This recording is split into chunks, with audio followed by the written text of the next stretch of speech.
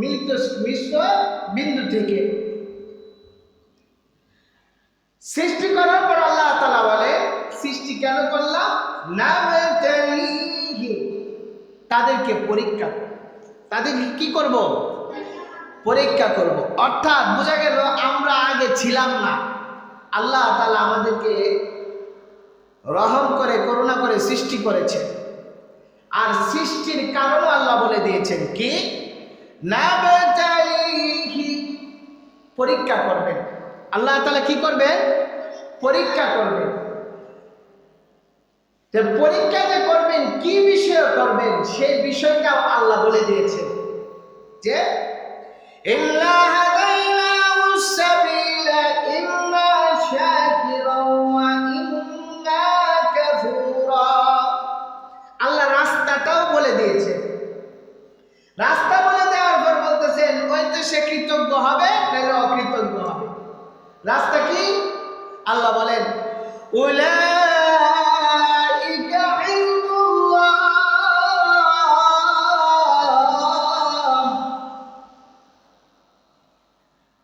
উলাইকা হিজবুল্লাহ, ওরা কি? আল্লাহর দলের। তাহলে কারা?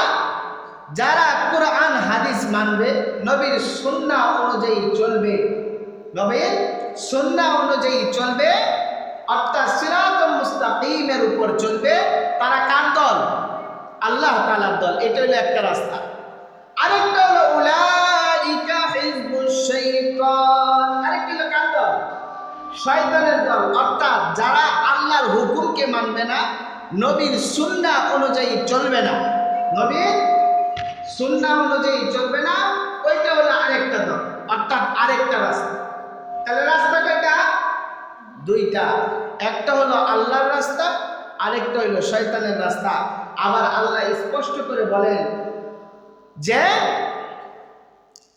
লা তা'বুদুশ শাইতান ইন্নাহু লাকুম আদুউউম মুবিন, তোমরা শয়তানের ইবাদত করো। ইন্নাহু লাকুম আদুউউম মুবিন, কারণ কি? তারা প্রকাশ্য শত্রু। শয়তান কি? মানুষের প্রকাশ্য শত্রু। কার ইবাদত করবা?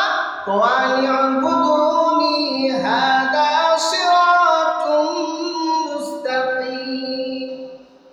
আল্লাহ বলেন তোমরা আমার ইবাদত, ওয়ালিয়াবুদুনি, কার ইবাদত করার কথা বলছে? আল্লাহর ইবাদত করার কথা বলছেন, কারণ এটাই সরল পথ, সঠিক পথ। তো মুহতারাম হাজিরিন, রাস্তা আল্লাহ বাতলায় দিয়েছেন। আবার বলছেন আমার পথে চললে জান্নাত পাইবা, আমার সন্তুষ্টি পাইবা। আর আমার পথে যদি না চলো তাহলে তুমি জাইনা রাখো শয়তানের ইবাদত তোমরা করো না। শয়তানের ইবাদত যদি তোমরা করো তাহলে তোমরা ক্ষতিগ্রস্ত হবে। অর্থাৎ শয়তান তো তোমাদের প্রকাশ্য শত্রু, আমি আল্লাহ ঘোষণা করি। আমি আল্লাহ কি করলাম?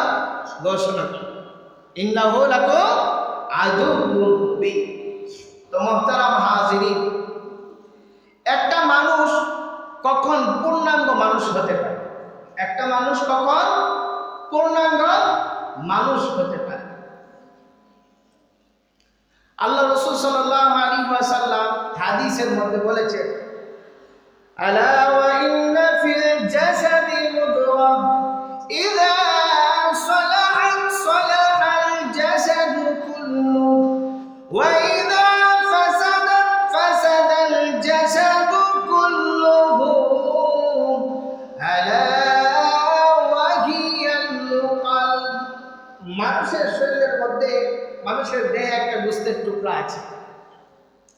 এই গোশতের টুকরাটা যদি ভালো হয়ে যায়, এই গোশতের টুকরাটা যদি খারাপ হয়ে যায়, পুরো মানুষটাই কি হয়ে যায়?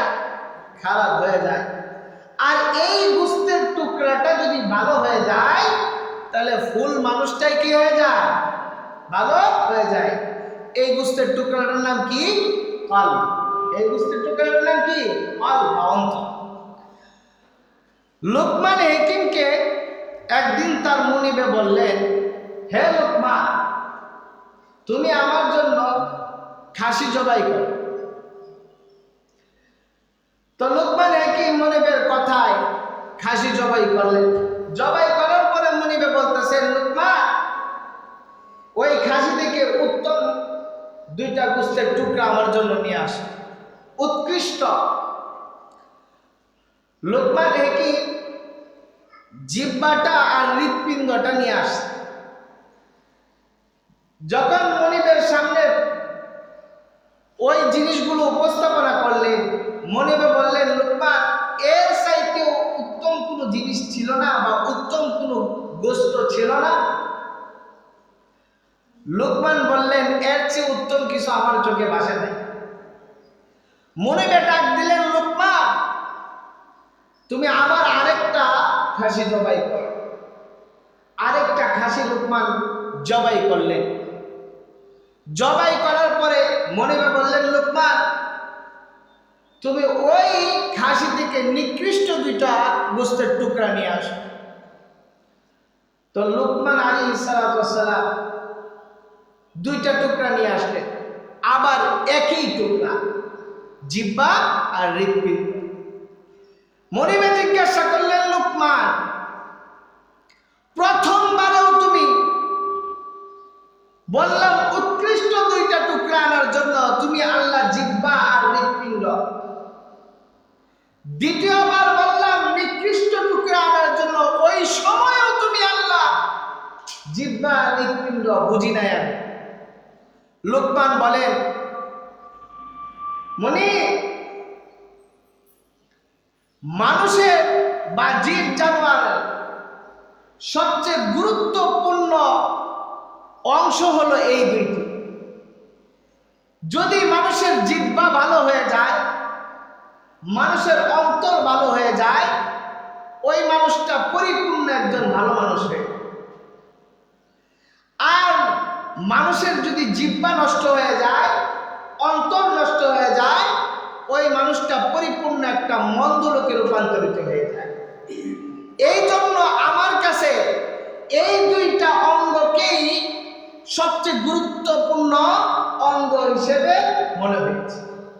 আবার এই 2টা অঙ্গকেই সবচেয়ে নিকৃষ্ট অঙ্গ হিসেবে মনে হয়েছে। যেমনটা রসুলে বলেছেন, আলা ওয়া ইন্না ফিল জাসাদি মুদগাহ ইযা সালাহাত সালাহাল জাসাদু কুল্লুহু ওয়া ইযা ফাসাদাত ফাসাদাল জাসাদু কুল্লুহু আলা ওয়া হিয়াল কলব। যে একটা মানুষের শরীরে, মানুষের দেহে একটা গোশতের টুকরা আছে, এই গোশতের টুকরাটা যদি খারাপ হয়ে যায়, পুরা মানুষটাই খারাপ।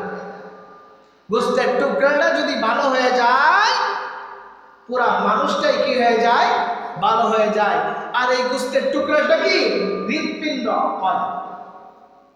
তো মুহতারাম হাজিরিন, বোঝা গেল মানুষের অন্তর যদি ভালো হয়ে যায়, তাহলে এই মানুষটা পরিপূর্ণ একজন সুমানুষে রূপান্তরিত হয়ে যায়। আর আল্লাহ তাআলা বান্দার অন্তরটাই দেখবেন। আল্লাহ তাআলা বান্দার কি দেখবেন? অন্তর দেখবেন, অন্য কিছু না।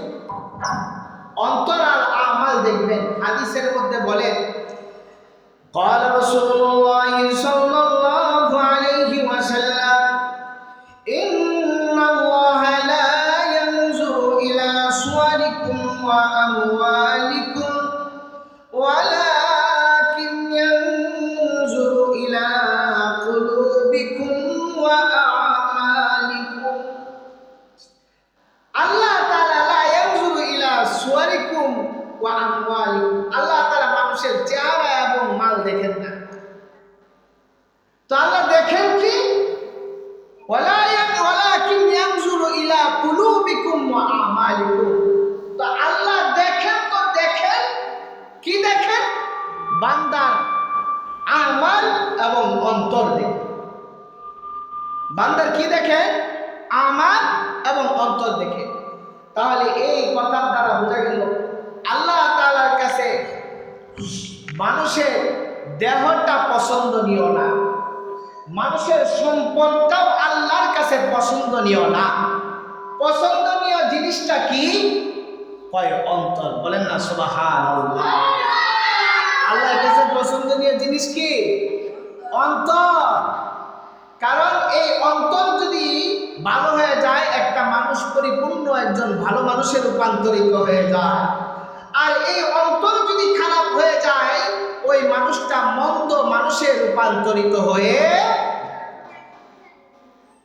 মানুষের দিলে যখন দুনিয়া ঢুকে যায়, মানুষের দিলে যখন দুনিয়া ঢুকে যায়, তখন তার ভিতরে আল্লাহর স্মরণ হারায় যায়। কারণ হলো, এক মহব্বত অন্তরের মধ্যে প্রবেশ করলে আরেক মহব্বত ওই জায়গায় থাকতে পারে না। কারণ অন্তরটাকে আল্লাহ এমনভাবেই সৃষ্টি করছে যে ওই অন্তরে শুধু একটা মহব্বতই জায়গা পাবে। সেটা কার মহব্বত? আল্লাহর মহব্বত। সেটা কার মহব্বত? আল্লাহর